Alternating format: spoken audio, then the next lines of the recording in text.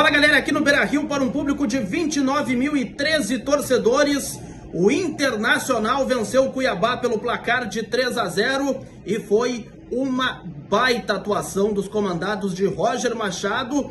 Poderia inclusive ter sido uma goleada e o Inter agora entra de vez na briga por uma vaga na Copa Libertadores da América em 2025. Muitos foram os destaques individuais. E agora, no domingo, no Morumbi, diante do São Paulo, um jogo de 6 pontos. E a partir de agora, uma análise do que vi aqui, direto do Beira-Rio, de Inter 3, Cuiabá 0. Muito importante você chegar aqui, se inscrever, ativar as notificações, dar aquele like, joinha bacana, para o conteúdo subir e viralizar cada vez mais aqui no YouTube. Muito importante que você faça isso, até para a gente atingir aqui o maior número de pessoas, tá certo?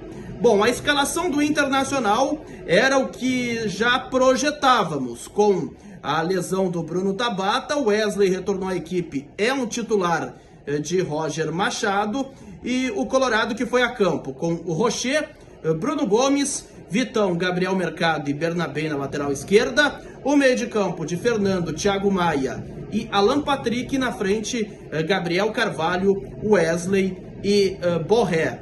E foi até nesta goleira aqui que o Colorado teve a melhor atuação, até em relação a um comparativo com os dois tempos. Tanto é que eu deixei aqui de fundo o gramado para vocês terem uma ideia maior, você que está em casa aí, do domínio colorado. Porque o Inter já perdeu muitas e muitas chances no primeiro tempo.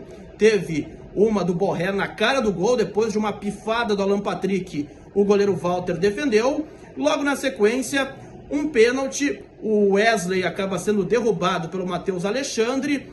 Após a revisão no VAR, o pênalti foi marcado e o Alan Patrick, a 10 do primeiro tempo, fazia Inter 1-0. Depois do gol, o Inter teve 1, 2, 3, 4, 5 chances de gol até marcar o segundo. A 17, um chute do Mercado que o Walter defendeu. Depois, uma jogadaça do Bernabé e do Alan Patrick, que por pouco o Bernabé não marcou um golaço. Depois tivemos um chutaço do Thiago Maia de fora da área, em que o Walter defendeu também. Outra boa jogada, o Borré toca para fora. O Gabriel Carvalho, ainda num cruzamento que veio da esquerda, ele chuta por cima de primeira. E aí veio o segundo gol na entrada da área, um belo chute do Gabriel Mercado. E ali o Inter estava fazendo o 2-0, uma ótima atuação. O Inter que não tomava conhecimento da fragilidade do adversário, e o placar inclusive poderia ter sido ainda maior. Veio o segundo tempo e o Inter seguiu bem. O Inter seguiu pressionando até para melhorar o seu saldo de gols dentro do Campeonato Brasileiro. Numa jogada ensaiada a 4 minutos, o Fernando acabou cabeceando depois de um cruzamento do Alan Patrick para fora. Ainda a 9, outra bela jogada, uma combinação entre o Wesley e o Bernabé. O Wesley chuta no travessão, o que seria o terceiro gol do Internacional.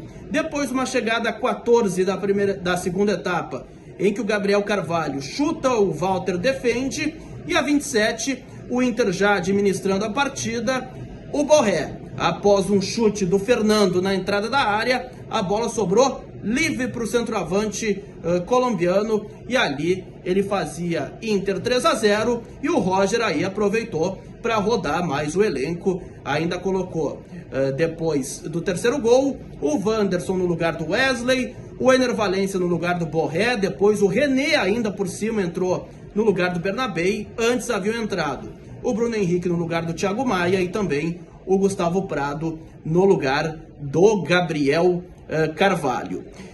Ainda a 43 do segundo tempo, antes até a 34, uma bela cobrança de falta do Alan Patrick, que foi na trave, mas a 43 o Bruno Henrique, um cabeceio do cruzamento que veio da direita, ele perde o que seria o quarto gol do Internacional.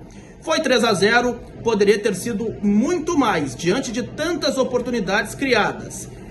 Colorado embala de vez no Campeonato Brasileiro, a vaga na Libertadores pode até ser na pré, ela está cada vez mais concreta pelo desempenho que o Inter vem tendo, e com essa vitória o Inter vai a 38 pontos.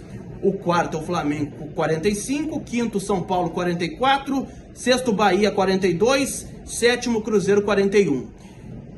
Mas aí que tá o detalhe, o Inter tem 2 jogos atrasados contra o Bragantino na próxima quarta-feira em Bragança Paulista e o Flamengo aqui mesmo no Beira-Rio. Se o Inter vence esses 2 jogos, ele fica com a pontuação do São Paulo, que hoje é de 44 pontos. E ainda no domingo, um confronto direto entre São Paulo e Inter no Morumbi. Aliás, o São Paulo que pode preservar titulares em função dos confrontos diante do Botafogo pela Libertadores, quarta no Rio de Janeiro e na próxima quarta no Morumbi. Então, meus amigos, a fase ela é muito boa e o Inter joga cada vez melhor sob o comando de Roger Machado. Hoje não tomou conhecimento diante do fraquíssimo Cuiabá aqui no Beira-Rio, tá certo?